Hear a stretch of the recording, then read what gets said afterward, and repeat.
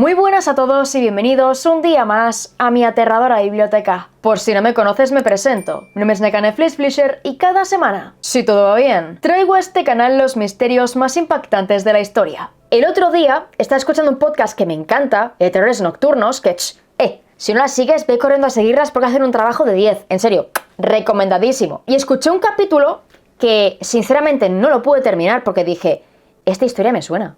Es que me suena muchísimo. Esto, yo se lo contaba a mi hermano cuando era pequeño. Gerard tiene un trauma con esta historia. Yo me rayé muchísimo, señores. Agarré el móvil, revisé el canal y descubrí que, aunque me sé el caso de Piapa, aunque es de mis casos Warren favoritos, no estaba en el canal. Así que, ladies and gentlemen, vengo a solucionarlo. Gerard, si estás viendo esto, cierra el vídeo y vete. Porque es el caso, déjame entrar. Y a ti no te va a hacer ninguna gracia. Así que ya sabes, cierra esto y lárgate. Antes de empezar con el caso, sí, sé que hay muchas críticas a los Warren, sé que hoy en día hay mucha gente acusándolos de farsantes, que se tira un maltratador, que si no sé qué. No vamos a discutir eso. Aquí no venimos a hablar de si son farsantes o no. Venimos a compartir un caso muy interesante y que pone los pelos de punta. Y como siempre, todas las fuentes consultadas están aquí abajito en la descripción por si queréis ampliar datos o contrastar cualquier cosa. Y dicho esto, ahora sí que sí, no me enrollo más. Y si queréis conocer la historia de la familia Donovan, ya sabéis, apagad todas las luces, cerrad todas las puertas y poneos cómodos, porque aquí empiezan vuestras nuevas pesadillas. Y bueno, y así más, empezamos.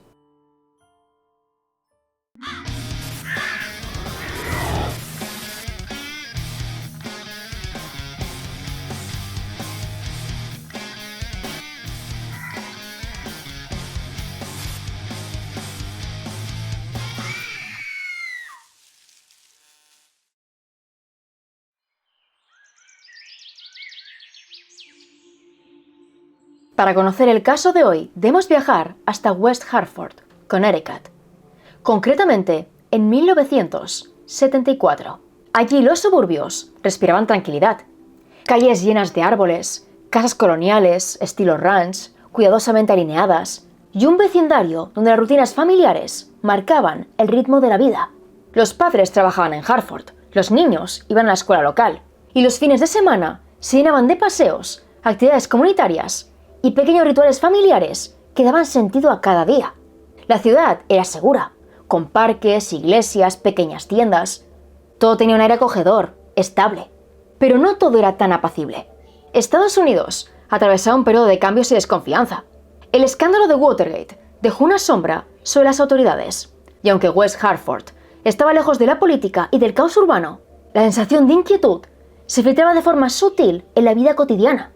Al mismo tiempo, el interés por lo paranormal crecía con fuerza. Libros, programas de televisión, reportes de fenómenos inexplicables. La curiosidad surgía en los hogares. Pequeñas charlas entre primos, entre vecinos. Lo paranormal era inquietante, misterioso. Y en West Hartford nunca ocurría nada. Con lo cual, las historias de fantasmas eran llamativas. No obstante, la gente de allí, por lo general, no creía en fantasmas. Eran historias televisivas, de películas, de cine. Los sacaban de la rutina, pero al mismo tiempo eran algo muy lejano. Fue en este escenario donde hizo acto de presencia la familia Donovan. Los Donovan no eran populares, no eran tampoco los más ricos, y su casa no era la más bonita de todas. Era una casa absolutamente normal, en una calle también absolutamente normal. Una casa de varias plantas, con sótano, amplio jardín, y su rutina era como todas las demás. La familia Donovan estaba compuesta por los siguientes miembros. Los padres eran Ellen y Ted Donovan, y después estaban los hijos. Por un lado estaba Patricia, más conocida como Patty, de 19 años, y por otro estaba Brian, de 15. Y además tenían un perro. La rutina de la familia era de lo más simple. Ted iba a trabajar muy temprano, estaba todo el día fuera, regresaba por la noche, cenaban delante de la televisión y se iban a dormir. Ellen era ama de casa y su rutina se basaba precisamente en el hogar. Limpieza, orden, cocina, compra. Y los niños iban al colegio y volvían a casa. Si tenían trabajos de verano, iban al trabajo y también volvían a casa. Y como máximo, sacaban al perro. Nada de irse de fiesta, de quedarse en la calle hasta tarde, nada de invitar amigos, nada de irse a casa de nadie. Su vida era extremadamente rutinaria y también muy estricta.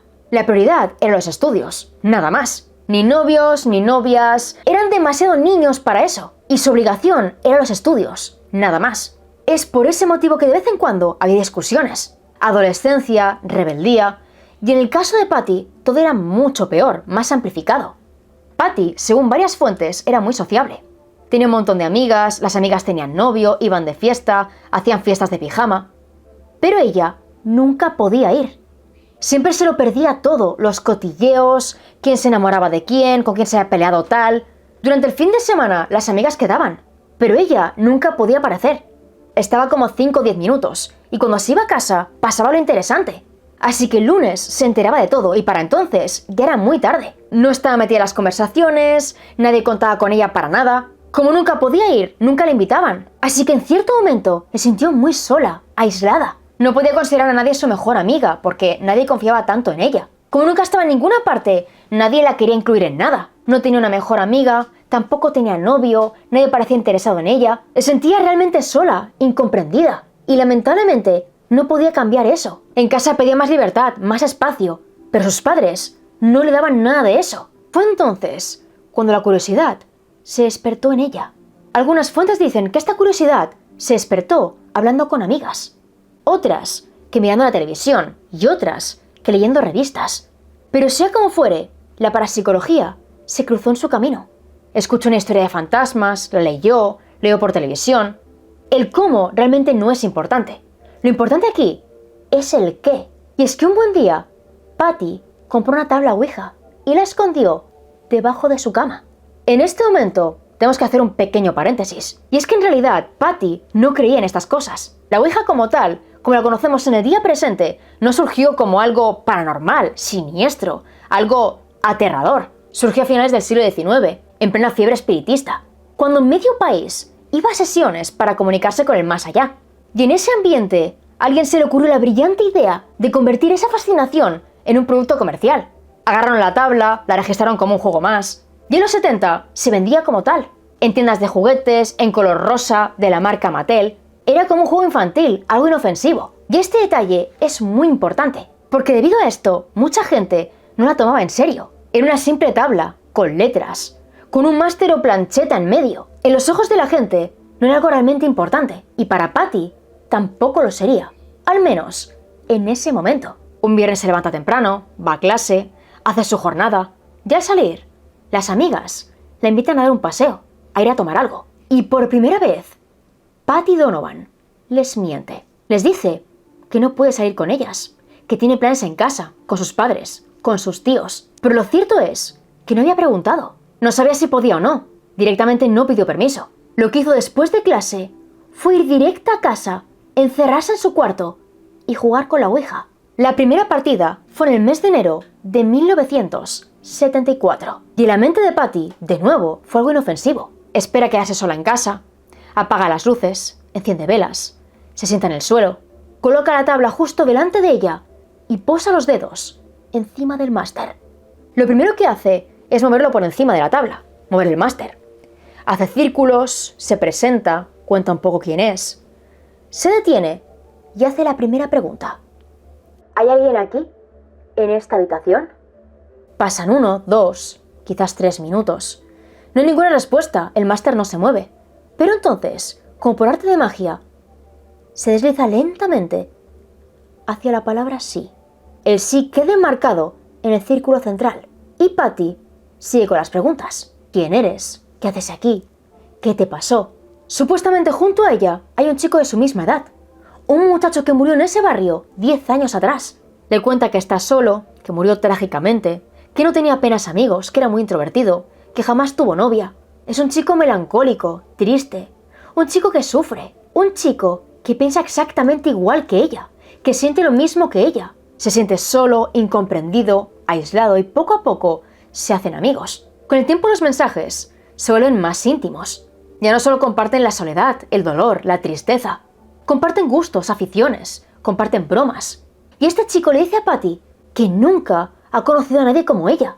Alguien tan brillante, carismática, inteligente, guapa.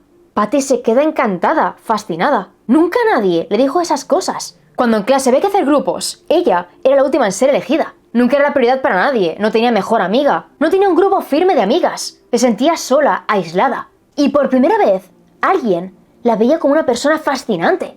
Y poco a poco, confió más en este chico. Cada día que pasaba, el muchacho le decía más cosas bonitas. que era la chica más guapa que había conocido, la más dulce, la más inteligente, que se pasaría horas hablando con ella. E inevitablemente, Patty Donovan se enamoró de él. Y lentamente se volvió adicta a sus palabras.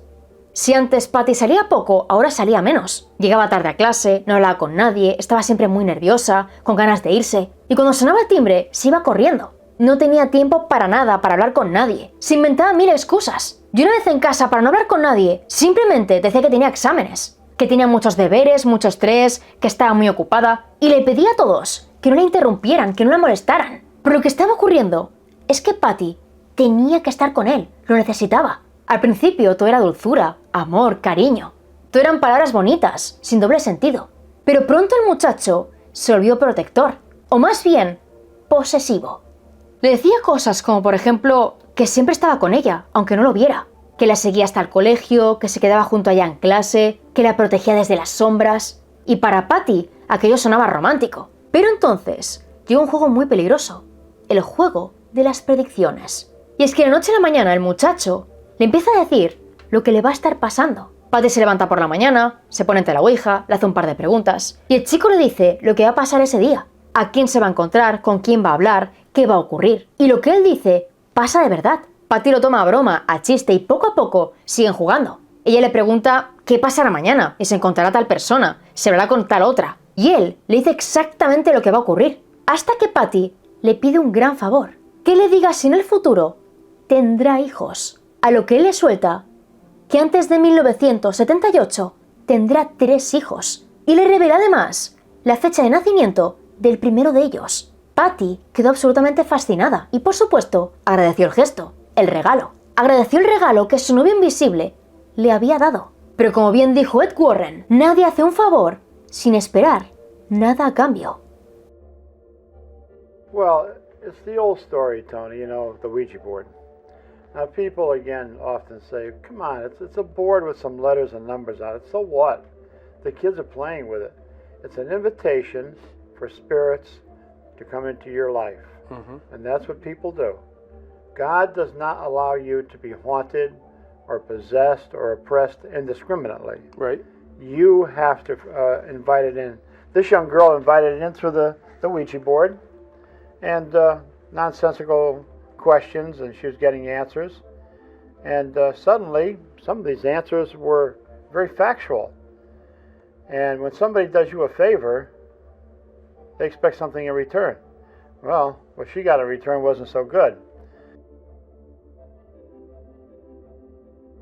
Patty, entre divertida e intrigada, empezó a jugar con su novio como si él fuera una especie de horóscopo. ¿Qué tal me irá al mes? ¿Qué tal me irá con esta amiga? ¿Con este chico? No preguntaba de forma romántica por otros chicos, porque al final su novio era él, a quien ella quería era él. Pero este muchacho se empezó a poner muy celoso. Si mencionaba a otros hombres se enfadaba muchísimo. Le decía cosas como, no hables con él, ¿por qué hablas con él? Me siento engañado, me siento traicionado. Y lo que más asustaba a ella, si sigues hablando de él, no te dirigiré la palabra nunca más. Y con esta amenaza, Patty hacía todo lo que él quería. Es en este punto cuando debo contaros algo muy interesante, y es que Patty no sabía cómo se llamaba su novio. Se lo preguntó muchas veces, pero él nunca quiso decírselo. Ponía excusas, cambiaba de tema, y cuando ella insistía, él se ponía muy violento. La amenazaba con no aparecerse nunca más, con no hablar nunca más con ella. Y Patty estaba tan enganchada que siempre cedía. Le pedía 1000 perdones, cambiaba de tema, y él la dominaba de esta manera. La tenía manipulada, sometida. Fue entonces cuando llegó el 2 de marzo de 1974. El día que lo cambió todo para siempre. Y es que Patty en este punto estaba tan enganchada que ya no podía más. Quería ver a este chico, ponerle cara, ojos, verle cómo era físicamente. Estaba harta de descripciones, de detalles escritos. Quería verle, sentir su presencia. Así que ese día le pidió que por favor se manifestara, que saliera del juego e hiciera acto de presencia. Y a partir de aquí, el caos se desató. A la mañana siguiente, Ted Donovan se levanta muy temprano para irse al trabajo. Desayuna rápidamente, sale por la puerta, se sube al coche, intenta arrancar, pero el vehículo no hace el más mínimo ruido. No arranca, no se mueve, directamente no funciona. Así que abre el capó y lo revisa, descubriendo que algo no cuadra. Los cables de las bujías estaban desenchufados, Las mangueras de goma estaban sueltas y la correa del ventilador estaba cortada. Ted pensó que tenía que ser una broma, un acto de vandalismo, pero en ese momento no tenía tiempo que perder.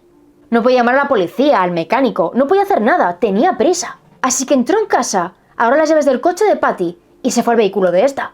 Pero tal cual se sube, se encuentra con una escena muy parecida. Y es que este vehículo tampoco arranca. Llaman al mecánico, este trae una grúa, los lleva al taller. Y una vez allí, descubren algo que es muy siniestro. Alguien había desmontado varias piezas internas del motor del coche de Patty. Y entre eso y lo que le pasó al coche de Ted, estaba claro que alguien los manipuló. Alguien tocó sus coches, alguien quería molestarlos. Pero por increíble que parezca, esto no fue todo. Esa misma semana, en la casa, ocurren cosas muy extrañas. El timbre de la puerta de atrás es encontrado tirado en el suelo, arrancado de cuajo. El jardín trasero tiene plantas arrancadas directamente del suelo. Y no son flores, no son pequeños matojos. Son arbustos enteros, arrancados de cuajo con mucha fuerza. Y un tubo de hierro que estaba en el techo de atrás fue encontrado completamente doblado. Dentro de la casa también pasaban cosas muy extrañas. Golpes en las paredes, pasos, llantos, susurros, lamentos. Y cuando ibas a ver, no había nada. El perro se volvía loco. Ladraba mirando hacia una esquina, hacia la otra. Corrían círculos. Tiene el lomo completamente erizado. Y los Donovan no entendían qué estaba pasando. Y el 8 de marzo comenzó a ocurrir algo que parecía no tener sentido. O al menos tener un sentido lógico. Y es que las ruedas del coche de Patty amanecieron completamente rajadas. El coche estaba aparcado en la calle, con lo cual pudo ser cualquiera. Ted llama al mecánico, se va en el coche, cambia las ruedas, vuelven a traerlo a casa, lo aparcan y otra vez las ruedas amanecen rajadas. Vuelven al mecánico, lo arreglan y esta vez lo guardan en el garaje de la casa. ¿Pero qué ocurre? Que otra vez las ruedas amanecen rajadas y esta vez el coche está dentro de casa, vigilado, cerrado. Esto no tiene ningún sentido, con lo cual Ted piensa en su hijo, Brian. Brian tiene 15 años, es un adolescente, se mete en líos, va con gente un poco complicada. Y como es tan rebelde, piensan que a lo mejor busca pleito con ellos. Que sigue enfadado porque son muy estrictos, porque no dejan salir, porque lo tienen siempre castigado. Claramente es culpa de Brian, él ha hecho esto. Pero cuando están discutiendo con él, se escucha un fuerte golpe que viene de su cuarto. Y cuando van a ver, se encuentran con un agujero en mitad de la pared que mide 40 centímetros. Y que no es una forma normal y corriente. Ese agujero antes no estaba allí. Ha aparecido justo ahora, de la nada. Y lo más intrigante es que parece haber sido hecho desde dentro. Como si alguien lo hubiera hecho a base de mordiscos. Tiene marcas de dientes, dientes humanos. Y a partir de aquí, las cosas van de mal en peor.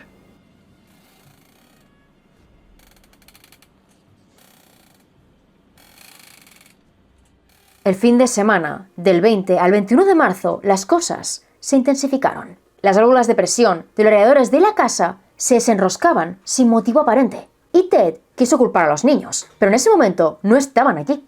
Las enroscaba, se iba y al regresar estaban desenroscadas. Pero es que además por todas partes se escuchaban golpes que venían de dentro de las paredes. Se tiró el día entero mirando cada esquina, escuchando la pared, escuchando las puertas, los muebles. Llamó a un fontanero, cambió las válvulas y tal cual el fontanero salió por la puerta, las ruedas del coche de Patty se reventaron una vez más. El 31 de marzo las cosas escalaron muchísimo más. Y es que por la noche todos los Donovan presenciaron lo mismo. Están delante de la tele, viendo un programa, y las luces se apagan y se encienden 3 veces. De la nada, el televisor se apagó. Y fue entonces cuando los muebles empezaron a moverse solos.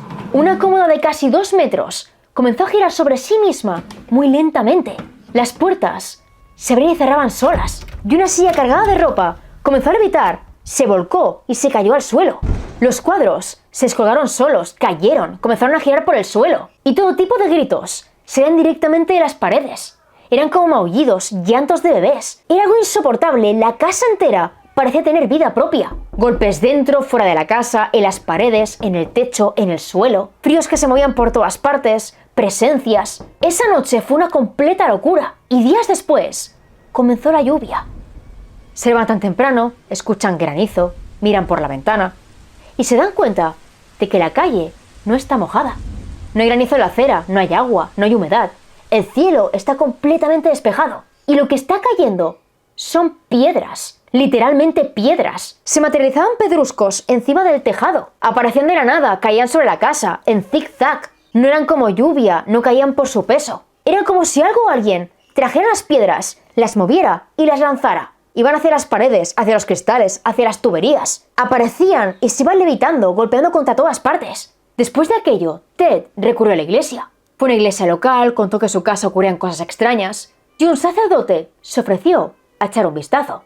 Quedan una tarde, llegan a la casa, y por increíble que parezca, no ocurre nada en absoluto. El religioso se pasea por toda la casa, revisa cada rincón, habla con la familia, con los padres, con los niños, y la casa parece un hogar normal y corriente. El hombre nota que todo está patas arriba, sucio, que hay manchas en la cocina, que hay caos, desorden, que la familia está muy nerviosa, asustada, y lo que piensa es que están desquiciados, que alguno de ellos se ha vuelto loco porque allí no hay fantasmas, no bendice la casa, no hace rezos. Se va sin más, pensando que están locos, y tal cual sale por la puerta, los eventos regresan con más fuerza. Ted pensó que a lo mejor imágenes religiosas pueden ayudarles, ya que la iglesia no hacía nada, quizás las imágenes de santos sí podían hacer algo. Trae cruces, símbolos, estatuillas, y entre ellas hay una estatua de yeso de Santa Ana. Pero tal cual abrió la caja y la sacó, los eventos regresaron con más fuerza. El caos se desató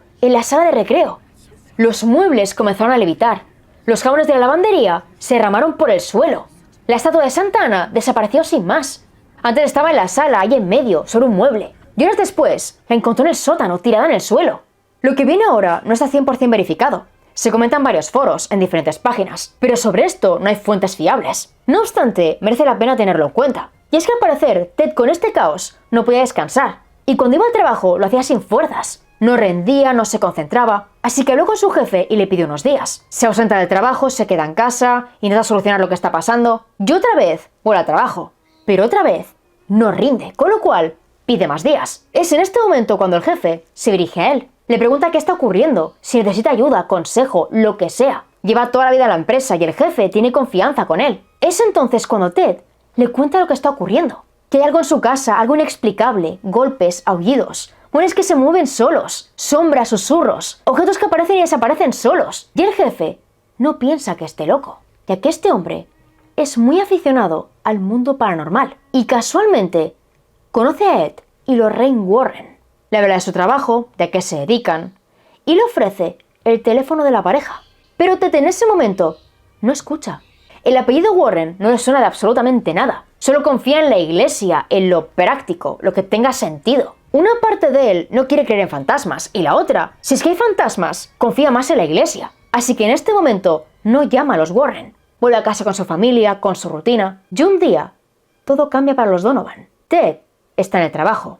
Los niños están en el colegio. Y Ellen se queda sola en casa. Es entonces cuando en mitad del salón se materializa ante ella la forma de una especie de hombre.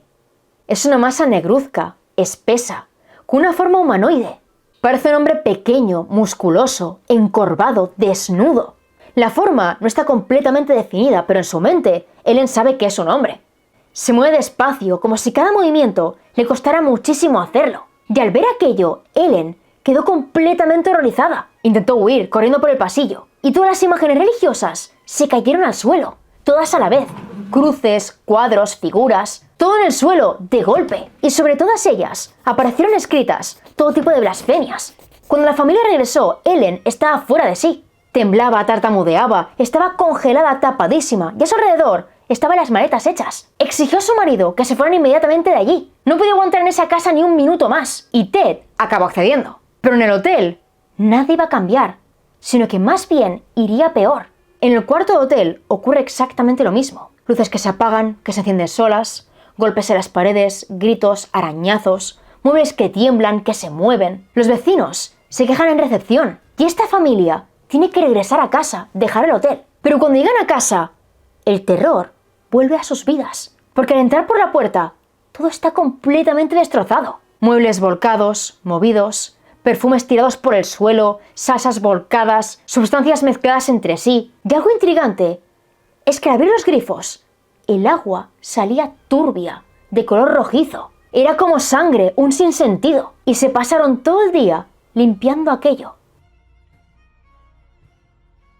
Al día siguiente, 7 de abril, domingo de Ramos, la familia Donovan tuvo visita. Y es que el hermano de Ted, Phil, fue a verles con su familia, su esposa y sus hijos. Phil no sabía lo que estaba pasando, de hecho, ellos no se lo contaron a nadie. Pensaban que nadie les creería, que los verían como locos. Y al principio la visita fue de lo más normal. La casa parece tranquila, parece que no había fantasmas, que no había ningún tipo de evento. Todo fue bien, sin problemas. Y en cierto momento, Phil sacó diapositivas para mostrar imágenes de sus vacaciones en Holy Land. Las imágenes eran de lo más normales. La familia feliz, sonriendo, pasándolo bien.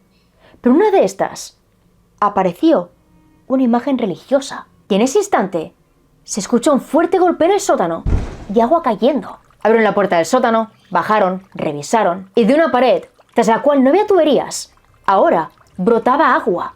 Fue entonces cuando Ted decidió que ya era suficiente.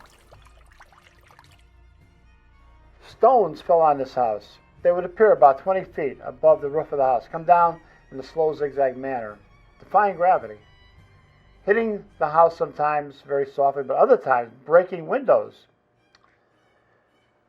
Water would come out of a wall where there were no pipes for water. These are called apports through teleportation. The crockery, woman's grandmother's antiques, in a china closet. Suddenly the whole thing goes over and smashes and breaks. It doesn't matter if it's from the 5 and 10 or if it's your grandmother's antiques. A hi-fi set, the girl's hi-fi set, lifts up and smashes the pieces on the floor. The father buys her another. Same thing happens again. Knockings, bangings all over the house, pounding like a gigantic fist, hitting the walls, the ceilings, the floors to the extent that it would actually crack the walls. En este punto de la historia hay varias versiones. La primera versión es que de nuevo llovieron piedras en la casa y que ahí los Donovan llamaron a la policía. Llegan los agentes, ven lo que está ocurriendo, evidentemente no pueden hacer nada, y recomiendan que llamen a la iglesia. Y la segunda versión es que Ted, tras hablar con su hermano, fue directamente a la iglesia. Phil le pidió que lo hiciera, le dijo que era la única solución. Pero sea como fuere, el tema aquí es que Ted por fin contacta con la iglesia. Y se repitió la misma escena que tiempo atrás. Llega un sacerdote, entra en la casa, no encuentra nada, todo es normal, tranquilo.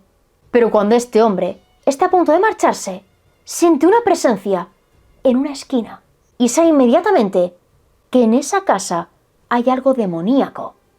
Así que este hombre pone a Ted Donovan en contacto con Ned y Lorraine Warren. Me encantaría deciros que los Warren llegaron de inmediato, pero en ese momento estaban de gira por el país. Llevaban 10 días dando una gira por todo Estados Unidos, hablando de fenómenos paranormales. En total, dieron 6 conferencias en 4 estados. Ya aparecieron 2 veces por televisión. Dieron diferentes entrevistas, fueron a lugares embrujados. En 10 días no pararon. Y al final de la gira, su teléfono sonó. Al otro lado estaba Ted Donovan, y quien respondió fue Lorraine. Durante 15 minutos, Ted le contó todo lo que pasaba en su casa. Que si los golpes, objetos que aparecían, desaparecían, figuras oscuras, piedras se caían del cielo, coches cuyas ruedas se reventaban. Todo eso para Lorraine sonaba a cuento, a película. Hasta para ella la historia de Ted no tenía el más mínimo sentido. Pero ese hombre parecía muy asustado, muerto de miedo. Así que al final, los Warren quedaron con ellos. What happened on Sunday when you went there? We met him in West Farms Mall. That's where we met and went to the house.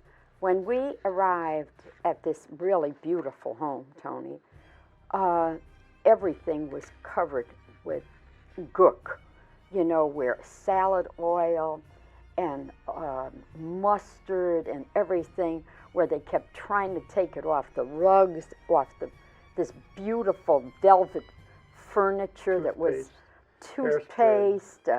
It was terrible. And what would happen, Tony, is that these liquids would all mingle together. At times, I have to tell you, at times it would become so frustrated. You'd become so frustrated when you were in this house that for me, I broke down and cried a few times. Really? It was that emotional. I told her if she can't take it, get out of this work. It's a very emotional thing to see a family this horribly you know distraught. What? The people out there right now are thinking, what this woman was seeing, we'd love to see. No, they wouldn't. That they would love to see it because No, but it's they proof think of what we're They talking think about. these people, you think you would love to see it. You would not love to see it at all. You would not. If you have knowledge and you are there to gather evidence in order to help a family, you don't want to see a family this distraught, and it can Now, get on your Let me nerves. ask you this. El modus operandi de los Warren es siempre el mismo. Ed se queda con la familia, abajo, entrevistándolos. Y Lorraine recorre la casa a solas. Recorre pasillos, recorre el salón, la cocina, los baños, las habitaciones. Y se detiene en una que se encuentra en la planta de arriba, en una esquinita. Una habitación que parece femenina. Siente que allí hay una presencia oscura, fuerte, masculina. E inmediatamente baja al salón y pregunta de quién es ese cuarto. A lo que Patty Donovan se pone de pie y dice que es el suyo. Lorraine le pregunta si practica la magia negra, el ocultismo, si ha jugado a la ouija. A lo que Patty empieza a llorar y se viene abajo. Delante de todos por primera vez, cuenta que se echó un novio por la ouija, que primero fue una broma o un juego y que después fue algo más serio, que se enamoró, que se siente culpable y que ahora sabe que esa cosa realmente no la quería. Es entonces cuando Lorraine cuenta la cruda verdad, que esa casa está completamente infestada. Cuenta que en la casa en ese momento hay espíritus inhumanos menores, pero que todos ellos están siendo controlados por un íncubo, y que ese íncubo era el novio de Patty Donovan. El íncubo, su tradición más extendida, es un demonio masculino que se manifiesta durante la noche para atacar sexualmente a una mujer mientras duerme. No es un espectro cualquiera, ni una figura nebulosa sin forma. Tiene la apariencia de un hombre robusto, fuerte, oscuro, a veces con rasgos animales y otras deformados. Su nombre viene del latín incubare, yacer sobre, y generalmente se muestra como un peso en el pecho. Te impide moverte, respirar. En descripciones antiguas se muestra como un ser posesivo, obsesivo, dominante. La figura del íncubo se asocia a fenómenos que hoy entendemos mucho mejor, como por ejemplo la parálisis del sueño. Pero realmente esto no elimina la tradición anterior, porque para mucha gente aquello no fue una alucinación, no fue una explicación a algo que no tenía sentido. Fue real, fue un ser real, tangible. Y según la demonología, es un ser especialmente peligroso, porque es capaz de pasar al plano físico y dejar a su víctima completamente destrozada, exhausta, sin energía, sin fuerzas. No tiene por qué atacar sexualmente a la víctima. Puede ser algo mental, posesivo, algo que la desgasta hasta acabar con su vida. Y Patty Donovan en ese momento era la víctima perfecta. Una chica solitaria, con baja autoestima, pocas amigas cercanas, que nunca había tenido novio. Era la víctima perfecta. Y encima Patty le dejó entrar. A través de la ouija le dejó entrar al mundo de los vivos, al mundo físico. Así que los Warren tenían que recoger pruebas de inmediato. Y aquí es cuando surgen dos versiones distintas. La primera es que los Warren tenían su propio equipo, gente especialista en audio, en vídeo, y su equipo grabó las pruebas. Pero la segunda versión es la versión que dio Ed Warren, concretamente en una entrevista para Secrets of the Supernatural. Y es que en esta entrevista contó que llamaron a Canal 3 y que les ofrecieron un trato increíble. Ed contó que tiene una casa poseída, llena de demonios, de espíritus, que podrían grabarlo todo y emitirlo por televisión, y todo eso a cambio de censurar nombres. No decir dirección, lugar, quién era la familia afectada. Ellos querían vídeos, pruebas de los eventos, y la tele quería audiencia. Así que con este trato se pusieron manos a la obra. Los eventos se emiten por televisión, los Warren se quedan una copia, y el 26 de abril la envían a la Iglesia Católica, con la esperanza de que aprueben un exorcismo. Mientras esperan, los eventos se multiplican. Los marcos de fotos ardían porque sí, sin explicación. Bufandas, toallas y sábanas ardían y eran arrojadas a la gente. Los muebles aparecían y desaparecían solos. Las puertas también lo hacían. Veías una puerta, parpadeabas y esta desaparecía. Y horas después la encontrabas en el sótano. Los coches se rompían, las ruedas se reventaban, allí aparecieron cortes por el cuerpo, arañazos. Y fue entonces cuando la iglesia dio el ok. El exorcismo se llevaría a cabo el 2 de mayo. Y cuando los Donovan se enteraron de esto, la casa se volvió completamente loca, especialmente la noche anterior. A las 10:30, una luz intensa apareció en la sala principal. Apareció la figura de una mujer mayor, de cintura para arriba, completamente detallada. Dos sillas se movieron solas y rodearon a Ed en una esquina. Escucharon golpes, gritos, murmullos, los muebles se movían solos, temblaban. Y a la mañana siguiente a las 9:30 comenzó el exorcismo. A partir de aquí, hay otras dos versiones. La primera versión es que el sacerdote era el padre Rourke, con el cual anteriormente los Warren ya habían trabajado. Y la segunda es que era un novato, que ese exorcismo era el primero que hacía, y que su apellido era Chardonnay. De hecho, Ed Warren, en Secrets of the Supernatural, da este nombre. Pero sea como fuera, el tema aquí es que el exorcismo fue brutal. En la chimenea se apareció una figura demoníaca con cuernos, y al echar agua bendita, ese ser desapareció. Pero la misma cara apareció en la alfombra, dibujada. Sin el ritual, echan agua bendita, desaparece. Y el acto final fue destruir la tabla Ouija, rompiéndola, echando agua bendita y quemándola. Después de aquello, la casa quedó completamente liberada.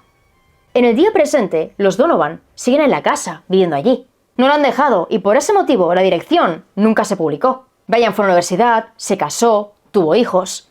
Y Patty, más de lo mismo. De hecho, para el año 1978 ya tenía 3 hijos, tal y como el demonio llegó a predecir. Y en el día presente, la familia no quiere ni hablar de esto, no quieren recordar lo que pasó. Y algunas fuentes dicen que incluso se cambiaron el apellido. Pero sobre esto no hay ningún tipo de prueba. Parecen rumores, suposiciones, especulaciones. Así que en el día presente no sabemos nada de cierto. Pero ahora es tu turno. ¿Tú qué opinas del caso? ¿Y crees que la casa realmente llegó a estar poseída? Y bueno, chicos, hasta aquí el vídeo de hoy. ¿Qué os ha parecido este caso?